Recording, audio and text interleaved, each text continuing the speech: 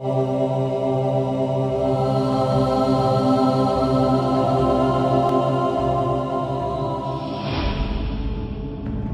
was trained to fight. You trained to fight, Sergeant? I was trying to make a difference. You ever shot at anybody before? No, Sergeant. Me neither. RPG! Hold on! 6-4, go down! Got a Black Hawk down. Black Hawk My men are surrounded by thousands of Somali militia. I need help now. Where's the rescue squad? We're in. I can't do it. It's what you do right now that makes a difference. People ask me, why do you do it, man? They want to understand it's about the men next to you. Don't let that man crawl! Somebody help that man! That's all it is. No one gets left behind, you know that.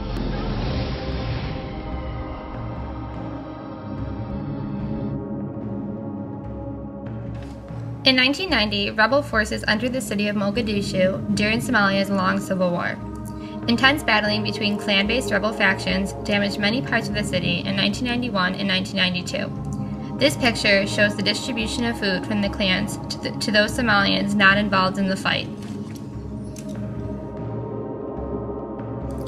Warlord Muhammad Farah Adid ruled the city and people of Mogadishu through acts of terror and complete control of the food supply.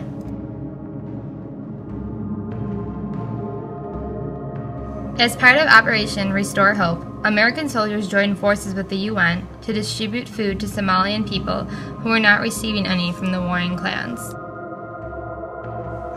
The UN forces provided security during food distributions and patrolled the streets to restore peace in the country in order to help the refugees subjected to the rule of clan warriors.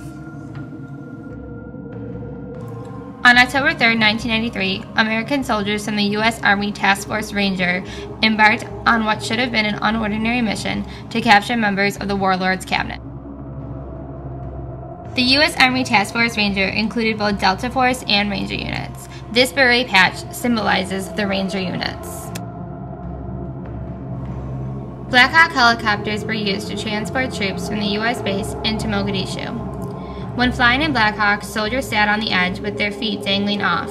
What American forces didn't understand was that in Somalia, showing someone the bottom of your shoe was a sign of disrespect. So while trying to help, they were shaming and infuriating the Somalian people. The mission began as planned, and after capturing the prisoners and loading them onto convoy trucks, the U.S. forces were ready to return to base.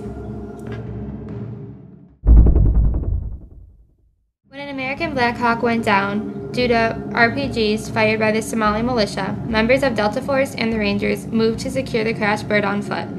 The convoy directed to the crash site did not succeed in getting there, so 97 troops had to spend the night in Mogadishu, surrounded by thousands of Klansmen armed with AK-47s or RPGs, rocket-propelled grenades, leaving the soldiers there to face a night filled with fighting and loss. Another Black Hawk crashed after the failed attempts of the convoy to reach the first site. 2 snipers were sent in by Bird to secure the area around the second helicopter against the militia.